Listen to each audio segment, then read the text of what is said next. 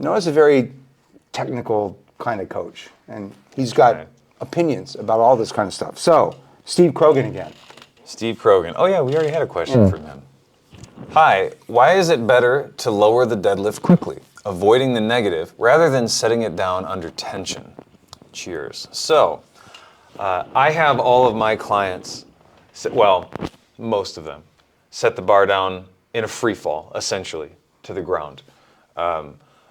Very new lifters, I don't have them do that because I want them to slowly practice the choreography of what that putting it down, of what that descent is like, so that they can do it quickly once they're confident with it and familiar with it. My reasoning for that is,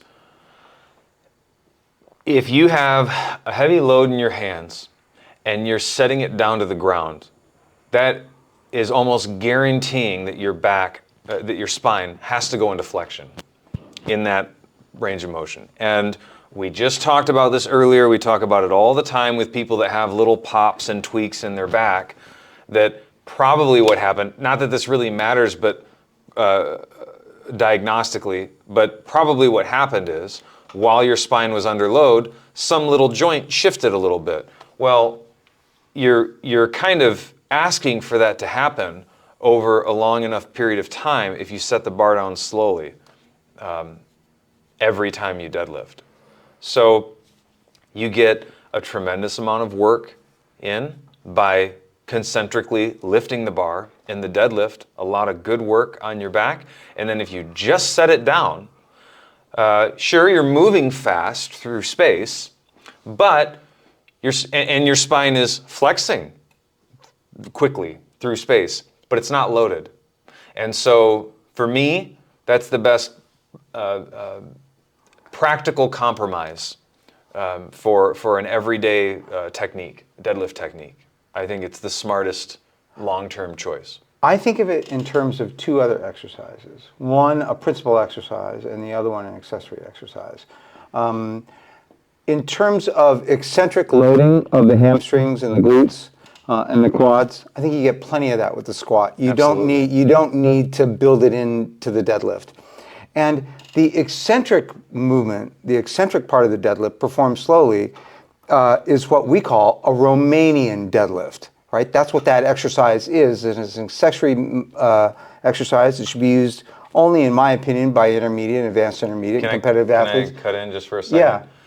But again, a Romanian deadlift is not lowered all the way to the ground, right? It's only, you start at the top and you set your back and you stop at the bottom of a Romanian deadlift wherever you can't go lower without your back going into flexion. At about 50% of your working deadlift loading. And even still, even with that lower loading, Romanian deadlifts are tough. They are hard. They are really tough on the low back, and they're really tough on the hamstrings. Yeah. So if you're at working weight on the deadlift, on deadlifts that are hard for you, and if your deadlifts aren't hard for you, then you're doing it wrong, right? If you're at working weight on your deadlifts that are hard, that is overloading a Romanian deadlift, which is what you're doing if you're doing eccentric, slow lowering of your working weight deadlift. You're doing an overloaded Romanian deadlift. That's what you're doing, and that's contraindicated. Yeah, deadlifts are tough as it is. Yeah. They don't need to be made more. And for a set of 5, what's a better way to blow a set of 5 than to put the rep down slowly? Right? You're burning twice as much energy. By the time you get to rep 5, you're going to be well and truly cooked. Right? There's just no. Which is a great time to do something a little bit wrong and tweak. And have a tweak. So that's my answer. Thanks for the question, though. Thank you. And that was something we needed to talk about too. So that was actually a good question for us. Yeah. Next one is mine. It's Chris Mosner, and Chris says, "Greetings." Greetings, Chris. Love the book and the YouTube channel. Thank you very much. I absolutely love the strength, and I'm developing and or maintaining at age 59. Good for you. I wish I had discovered your program about 20 years earlier. Join the club. While I am pleased with the success of my workouts for the sake of my own health and well-being, I'm also vain enough to wonder how I'm doing compared to the general population. I find many strength standards for younger men and women and wonder if there's a good corresponding rubric for masters. Thank you and good lifting. So, yes, there is. if you can get your hands on it. Kilgore has these strength training standards for men and women of all ages. And there are also some online calculators that you can use where you plug in your age and your weight, and they're pretty. You get numbers that are pretty similar to the Kilgore, right? So they're all within, a certain range of accuracy, as accurate as something like that can be. There's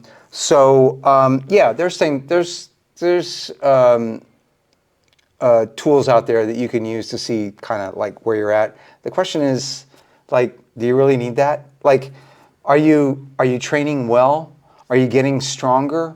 Do your pants still fit? Do you feel better? As opposed to the absolute load, because when you look at the Kilgore is the best, right? When you look at the Kilgore, right at the bottom of his strength standards sheets, which again, if you can find them, the last time I looked at his website, they weren't up anymore, but you should still be able to find them online somewhere. If you just search for Kilgore strength standards and see what you get. But at the very bottom of these PDF sheets that he's got, what does he have? He has a bell curve, right? He has the standard deviations, right? Making it absolutely clear the numbers that he's giving you are like, the means for the population. And there's always going to be people who are stronger, and there's always going to be people who are weaker. So let's say that you go and you look at that, and you go, okay, I'm 59 and I weigh 200 pounds and I deadlift, and I'm an intermediate trainee and my deadlift is low for my demographic. What are you going to do? Whack yourself? What does that tell you? What are you going to do? You're going to stop training? Are you going to be depressed? Are you going to be glum? Right? No, it just means that, that's where you are, right? Not everybody has the same genetic endowment. We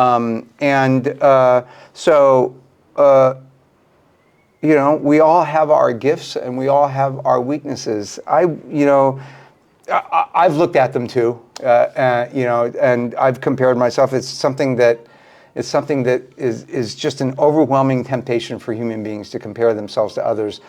I think what's more important is to know what to do, if anything, with that information when you get it.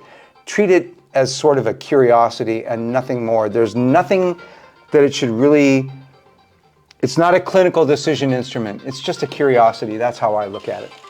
I was trying to let you finish, but this is just going to keep getting louder. Oh, you're fired. Piece of shit. God, put it on silent. You have anything to add to that? While you were talking, I was trying to think of this website that I haven't been to in a very long time. I think it's called strengthlevel.com. I know. There's a bunch of those kinds of things out there.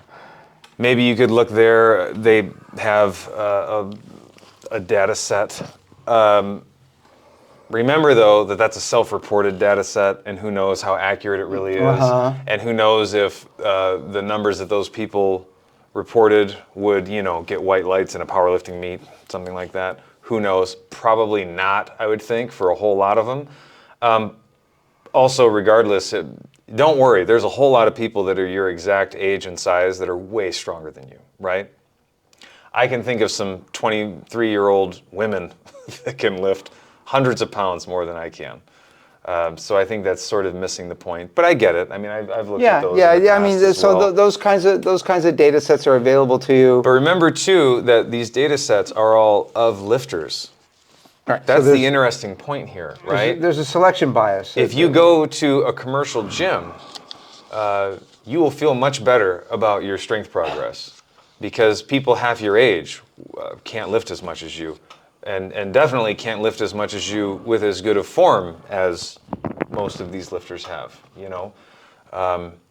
So I wouldn't overthink that too much.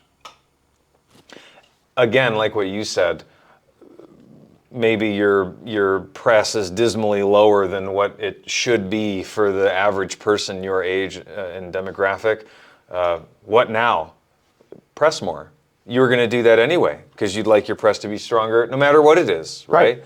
If I had a 300-pound press, I kind of wish it was a 305 press, So If I found that I was in one of the lower percentiles for one of my lifts, it actually wouldn't change what I was doing very much. Because you're trying to get stronger Because already. I'm trying to get stronger already. So, Yeah, that information's out there. More important is, what are you going to do with it? Make sure you have a clear idea of what you're going to do with it when you get it.